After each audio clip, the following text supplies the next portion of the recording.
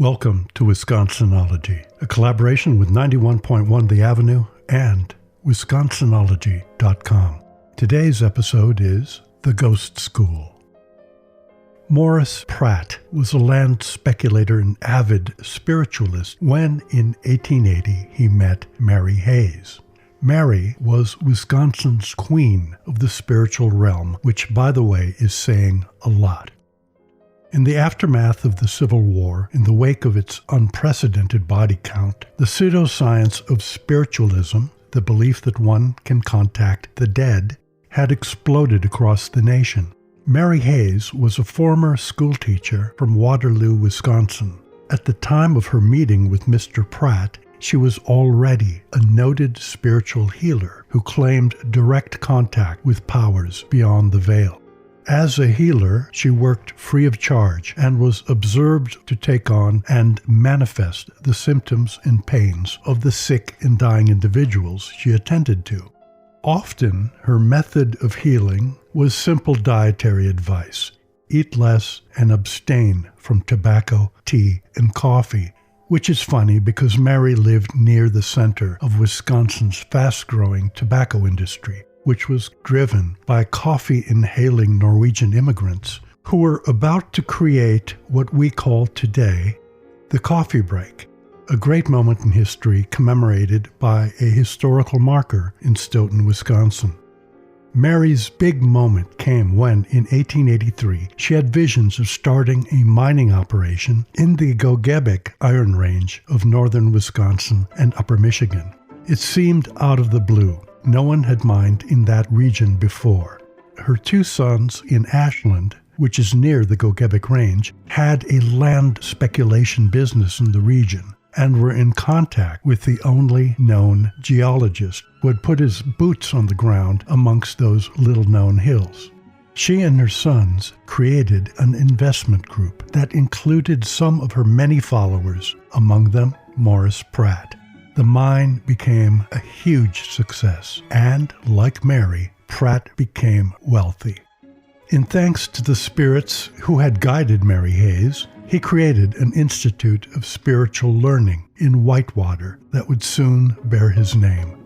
The Morris Pratt Institute, the first school devoted to spiritualism in the entire world, opened its doors in 1889 and remained open for a half-century. Mrs. Hayes took her considerable wealth and left Wisconsin. She achieved national fame as the founder of the True Life Church in San Jose, California. She married local attorney Thomas Chenoweth and became Mary Hayes Chenoweth.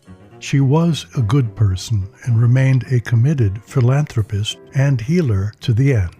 Mary Hayes passed away in 1905.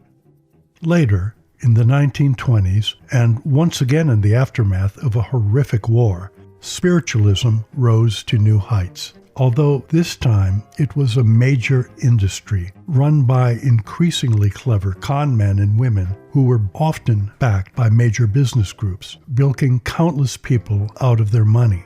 Enter another former Wisconsinite, Harry Houdini.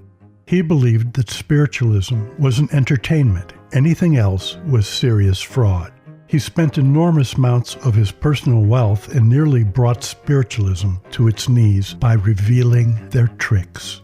Houdini once said, "Everything is a trick." Mary Hayes Chenoweth kick-started her empire with a little trick. Mary Hayes built her wealth on information that was very well known to one geologist who, as it turned out, was a good friend of her two sons who lived in Ashland. The whole enterprise was inside information and not a message from the other side. The resulting fortune allowed her to take her gentle spiritualist act to California, a place where fraud and religion intersect and blossom. There's another way of looking at this. Mary did find a way to be successful in a world where women had few opportunities and little chance of independent wealth. Today, her palatial California home, the Hayes Mansion, is a popular hotel and historic estate in San Jose. For 91.1 The Avenue and Wisconsinology.com, I'm Frank Anderson. Wisconsinology on 91.1 The Avenue is presented by a grant from the Bright Idea Fund from the Community Foundation for the Fox Valley region. Additional support comes from Island Music in Neenah and New London. Learn more at myislandmusic.com, both supporting partners of The Avenue.